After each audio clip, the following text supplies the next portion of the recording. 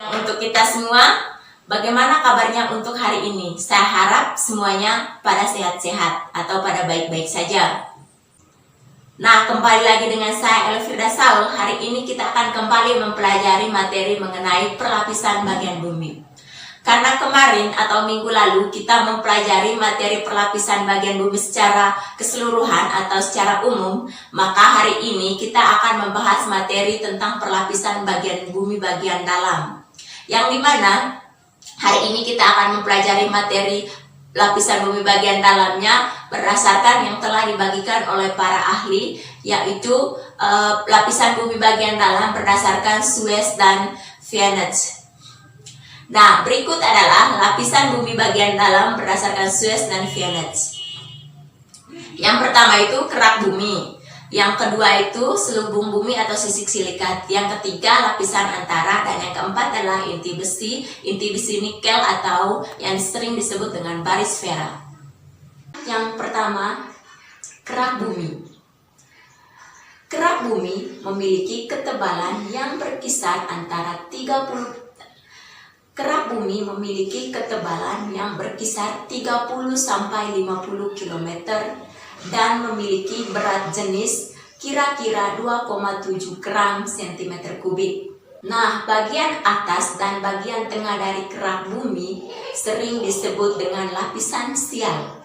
Mengapa demikian? Mengapa dikatakan bahwa lapisan atas ataupun lapisan atau bagian tengah lapisan ini dikatakan lapisan sial? Dikarenakan sebagian besarnya terdiri dari zat-zat silisium dan zat aluminium.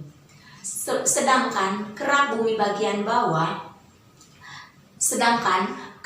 bagian bawah disebut sebagai lapisan sigma karena sebagian besar lapisan ini terdiri dari zat-zat silisium dan magnesium. Nah, kerak bumi ini dibagi menjadi dua bagian, di antaranya yaitu kerak benua dan kerak samudra, di mana kedua kerak ini memiliki ketebalan yang berbeda-beda. Ketebalan kerak benua lebih besar dibandingkan dengan ketebalan kerak samudra. Nah, di dalam kerak bumi ini juga dapat kita lihat berbagai bentuk permukaan bumi. Mungkin ada yang tahu atau bisa menyebutkan bagian dari permukaan bumi itu apa saja?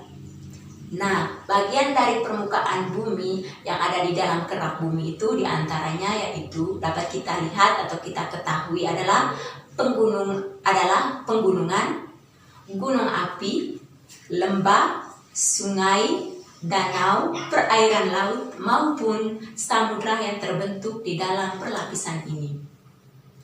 Nah, kemudian yang kedua yaitu selubung bumi atau sisik silikat. Selubung bumi ini memiliki ketebalan sekitar 1.200 km dan memiliki berat jenis 3,4 sampai 4 gram atau cm3.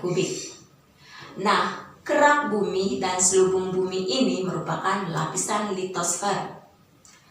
Kemudian kita masuk ke yang tiga yaitu lapisan antara.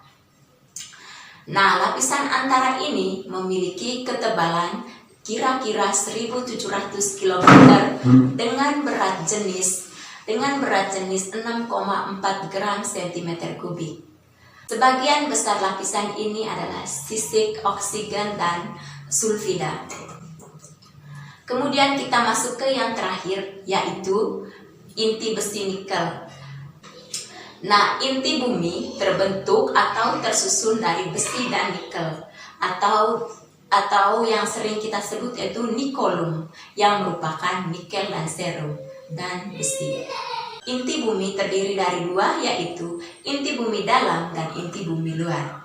Inti luar memiliki suhu udara 2,200 derajat Celcius dan memiliki ketebalan 2000 km.